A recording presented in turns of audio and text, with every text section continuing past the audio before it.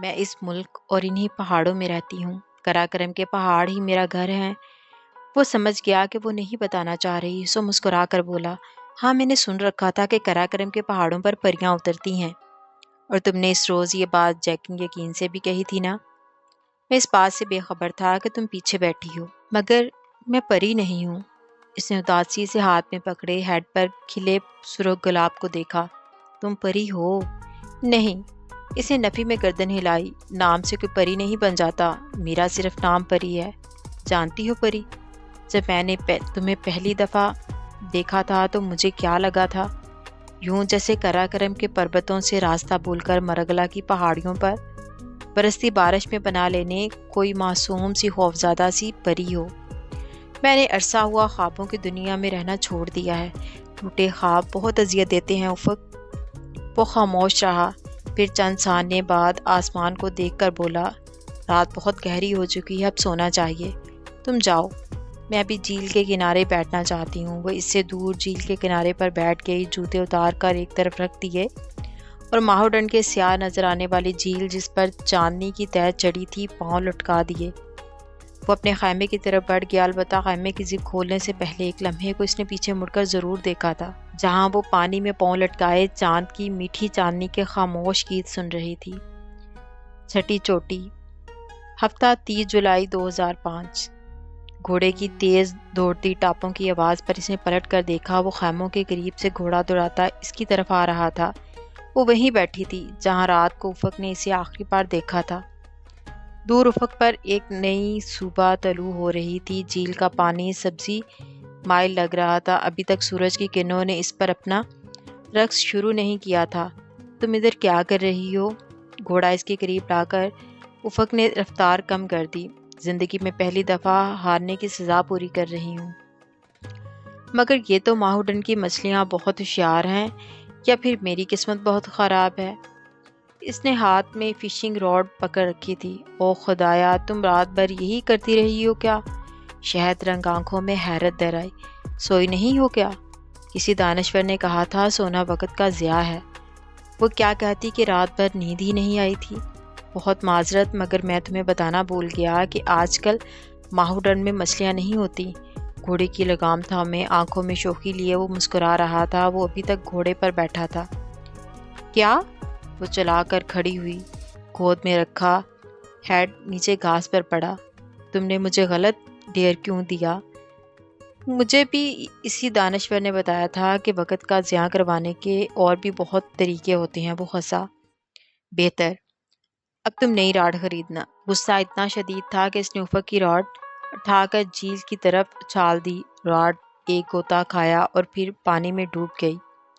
میں یہ راڈ دریا سے ٹراؤٹ کا شکار کرنے کے لیے لایا تھا، مگر تم نے خود ٹراؤٹ کھانے سے خود کو محروم کر لیا۔ میں ٹراؤٹ کھائے بغیر بھی ایک اچھی زندگی گزار رہی ہوں۔ وہ ہیڈ سر پر رکھ کر چل پڑی۔ سنو قراقرم کی پری، پریشے کے قدم زنجیر ہوئے تھے۔ اس نے پلٹ کر گھوڑے پر بیٹھے افق کو دیکھا۔ تمہارے ساتھ ایک یادگار تصویر کھنچوانے کو دل چاہ رہا ہے۔ نہیں، وہ 2 قدم مزید آگے چل دی۔ مگر میرا دل چاہ رہا ہے۔ وہ چست لگا کر گھوڑے سے اترا، بھاگ کر اس کی طرف آیا۔ تیزی سے ہاتھ بڑھا کر اس نے اس کا ہیڈ اتار دیا۔ کیا ہے؟ وہ ایڑیوں کے بل گھومی۔ افق نے اپنی کیپ اس کے سر پر رکھی۔ تم یہ پہنو۔ اپنی جیکٹ، گھڑی اور مفلر اس نے پریشے کو تھما دی اور اس سے اس کی گھڑی لے لی۔ تم کیا کرنا چاہ رہے ہو؟ مڈل ایسٹ ٹیکنیکل یونیورسٹی میں ہمارے آخری دن میں نے اور جیکنگ نے ایک دوسرے کی ٹوپیاں، جیکٹس، ٹائیاں، گھڑیاں اور سن گلاسز پہن کر تصویر کھنچوائی تھی۔ بہت یادگار ہے۔ اس نے افق کے چیزیں پہن کر اس کو اپنا ہیڈ پہننے دیکھا اور بے اختیار ہنس دی۔ ہم مذائقہ لگ رہے ہیں افق۔ ہم نہیں، صرف تم۔ مسکراتے ہوئے اسے چھیڑ کر اس نے دور کھڑے امیر حسن کو آواز دی۔ وہ پاس آیا تو اشاروں سے تصویر کھینچنا سکھا کر اپنا کیمرہ اس کے ہاتھ میں تھما دیا۔ تصویر کے دونوں گھوڑے کے ساتھ کھڑے ہو گئے۔ افق نے ایک ہاتھ سے گھوڑے کی لگام تھام لی۔ تصویر بن کر آئی تو لکھ دینا کہ گھوڑا میرے دائیں طرف ہے۔ پچھلی بات کا بدلہ اتار کر وہ ہنس دی تھی۔ اس لمحے گھوڑے والے نے بٹن دبا دیا، فلیش چمکی اور چند ہی لمحوں بعد تصویر باہر نکل آئی۔ ایک فوٹوگرافر کی حیثیت سے تمہارا مستقبل بہت روشن ہے مسٹر۔ اس کے یوں ریڈی نہ کہنے پر وہ تصویر جھاڑتے ہوئے بہت جل کر بولا تھا۔ امیر حسن ٹکر ٹکر اس کا چہرہ دیکھنے لگا۔ یہ شکریہ کہہ رہا ہے، اپنی ہنسی روک کر اس نے اسے بتایا۔ خیر اس کا قصور نہیں، تم سارے پاکستانی ریڈی کہے بغیر تصویر کھینچتے ہو۔ تصویر چاٹتے ہوئے وہ مسکرایا۔ پری کو یاد آیا مری میں اس نے بھی ریڈی کہے بغیر تصویر کھینچی تھی۔ ہم بہت سے کام ریڈی کہے بغیر کرتے ہیں، خیر تصویر دکھاؤ۔ اس نے تصویر افق کے ہاتھ سے لی، وہ ہنس رہی تھی۔ ہنستے ہوئے وہ گردن کو قدرے پیچھے پھینک دیتی تھی۔ ہنسی روکنے کو اس نے اس منہ پر ہاتھ رکھا ہوا تھا۔ کلائی میں موجود سیاہ گھڑی کے ڈائل کا احرام چمک رہا تھا۔ افق گھوڑے کی لگام تھامے گردن موڑ کر اسے دیکھ رہا تھا۔ اس کے سر پر موجود ہیڈ جس کا گلاب اب مرجھا سا گیا تھا اس کو بالکل بوائے کی طرح دکھا تھا۔ اچھی ہے، اس نے تصویر واپس کر دی۔ تم رکھنا چاہتی ہو؟ نہیں، وہ اپنی تمام کشتیاں جلا کر جانا چاہتی تھی۔ بہت اچھا۔ افق نے تصویر جیکٹ کی جیب میں ڈالی جو پریشے اسے دوسری چیزوں کی طرح کے ساتھ واپس کر چکی تھی۔ رائڈنگ کرو گی؟ نہیں، مجھے گھوڑوں سے ڈر لگتا ہے۔ وہ فوراً پیچھے ہٹی۔ ایک بہادر کوہ پیما کو گھوڑے سے نہیں ڈر لگنا چاہیے۔ بالکل ایسے ہی ایک بہادر کوہ پیما کو برے خواب سے بھی نہیں ڈرنا چاہیے۔ وہ سوچ کر بولی، بیٹھ جاؤ۔ یہ بہت اچھا گھوڑا ہے، خوبصورت عورتوں کا احترام کرتا ہے۔ وہ اس کی بات کو نظر انداز کر گیا۔ شکریہ، مگر میں لڑکی ہوں۔ اچھا آؤ اوپر بیٹھو نا۔ ایک پاؤں ادھر رکاب پر رکھو۔ رکھو تو صحیح۔ اس کے اصرار پر قدرے ہچکچاتے ہوئے وہ آگے بڑھی اور پاؤں رکاب پر ڈالا۔ اوکے، اب دایاں ہاتھ میرے کندھے پر رکھو اور بیان پر بیٹھ جاؤ۔ کس کی پیٹھ پر؟ وہ چڑھتے چڑھتے رکی۔ گھوڑے کی پیٹھ میڈم۔ وہ تحمل سے مسکراہٹ دبائے بولا۔ اچھا۔ وہ شرمندہ سی ہنسی، پھر قدرے ڈرتے ہوئے اس کے کندھے کا سہارا لے کر گھوڑے پر بیٹھ گئی۔ ڈرو نہیں، میں نے کہا نا یہ خوبصورت عورتوں کا احترام کرتا ہے۔ اس کی ڈری ہوئی صورت دیکھ کر وہ بظاہر سنجیدگی سے بولا، مجھے زمین پر پٹکنا اس کے احترام کے دائرے میں آتا ہے یا نہیں؟ وہ اپنی تمام کوشش کے باوجود گھوڑے سے سخت خوفزدہ تھی۔ یہ تو میں نے اسے نہیں پوچھا۔ خیر تم یہ بھاگ پکڑو اور اس طرح کرو گی تو یہ چل پڑے گا۔ پریشے نے ہڑبڑا کر اسے دیکھا۔ کیا مطلب تم نہیں بیٹھو گے؟ نہیں، فکر مت کرو، یہ تمہیں نہیں گرائے گا۔ نہیں نہیں، مجھے اتارو، مجھے نہیں بیٹھنا۔ پر اس پر وہ گھبرا گئی تھی۔ کم آن پریشے ڈیئر، یہ زیادہ سے زیادہ تمہیں مادو ڈنڈ کے میں پھینک دے گا تو پھینک دے، میں تمہیں پیچھے پانی میں چھلانگ لگا دوں گا۔ مگر تم تو کہہ رہے تھے کہ تمہیں سوئمنگ نہیں آتی۔ ہاں مگر مجھے ایک پری کے پیچھے جھیل میں ڈوبنا تو آتا ہے نا۔ وہ اس کی حالت سے محفوظ ہو رہا تھا۔ پلیز مجھے نیچے اتارو، یہ مجھے گرا دے گا۔ وہ رو دینے کے قریب تھی۔ یہ اچھا گھوڑا ہے، خوبصورت عورتوں کا۔ فکرہ اس کے لبوں پر تھا جب بے حد گھبراہٹ میں پری نے گھوڑے سے اترنا چاہا۔ گھوڑا ایک دم کسی گولی کی طرح تیز رفتار سے بھاگا۔ افق وہ چلائی تھی۔ او گوڈ، پری اسے روکو، نیچے مت اترو۔ وہ جو اتنی دیر سے مذاق کر رہا تھا گھوڑے کو بھاگتا دیکھ کر بکھلا گیا، مگر وہ اس سے زیادہ بکھلائی ہوئی تھی۔ سو لگام چھوڑ کر نیچے چھلانگ لگا دی۔ اس کا بایاں پاؤں رکاب میں پھنس گیا تھا اور وہ پوری گھاس پر آ پڑی تھی۔ کھینچ کر پاؤں رکاب سے آزاد کرایا، مگر اس کا بایاں ہاتھ ایک پتھر سے ٹکرا کر معمولی سا زخمی ہو گیا تھا۔ وہ بامشکل سیدھی ہوئی۔ اس کا ہیڈ اڑتا ہوا ماہو ڈنڈ میں جا گرا تھا اور اب نیلے سبزی مائل پانی کی سطح پر تیر رہا تھا۔ پری تم ٹھیک ہو؟ وہ بھاگتا ہوا اس تک آیا تھا۔ وہ پنجوں کے بل اس کے مقابل بیٹھ گیا۔ میں مذاق کر رہا تھا، آئی ایم سوری، مگر تمہیں کس نے کہا تھا کہ تم لگام کھینچ دو؟ تم نے ہی کہا تھا، اس نے شکوہ کرتے ہوئے بڑی بڑی آنکھیں اٹھائی جس میں آنسو بہہ رہے تھے۔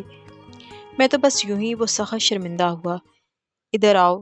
ہاتھ کو کیا ہوا؟ افق نے اس کا ہاتھ تھام لیا جس میں انگلیوں کے نیچے ہتھیلی پر رگڑنے سے ایک معمولی سا کٹ لگ گیا تھا جس سے بامشکل خون کی 2-3 بوندیں ٹپکی تھی، مگر وہ پریشان ہو گیا تھا۔ بہت درد ہو رہا ہے؟ وہ جواب دیے بنا سر جھکائے اپنے زخمی ہاتھ کو دیکھتی رہی۔ آنسو اس کی پلکوں سے ٹوٹ ٹوٹ کر گرنے لگے تھے۔ اچھا دیکھو، رو تو مت، میں دوا لے کر آتا ہوں، ٹھیک؟ وہ اسے کیا بتاتی کہ وہ اس معمولی خراش پر نہیں رو رہی، رات بھر سے اندر جمع ہوئے آنسوؤں کو کسی صورت تو راستہ ملنا ہی تھا۔ اٹھ کھڑا ہوا۔ پریشے نے دائیں ہاتھ کی پشت سے آنسو صاف کیے۔ بس سنی پلاس لے آنا۔ وہ جاتے جاتے پلٹا، کیا؟ پلاسٹک والا بینڈیج؟ اچھا یو مین ساتو باندھ ابھی لایا؟ وہ سمجھ کر اپنے خیمے میں چلا گیا۔ شاید ترکی میں سنی پلاس کو ساتو باندھ کہتے ہیں ہوں گے۔ وہ وہیں گھاس پر بیٹھی اپنی قسمت کی لکیروں کے درمیان لگے کٹ کو دیکھتی رہی۔ وہ سنی پلاس لے کر واپس آ گیا۔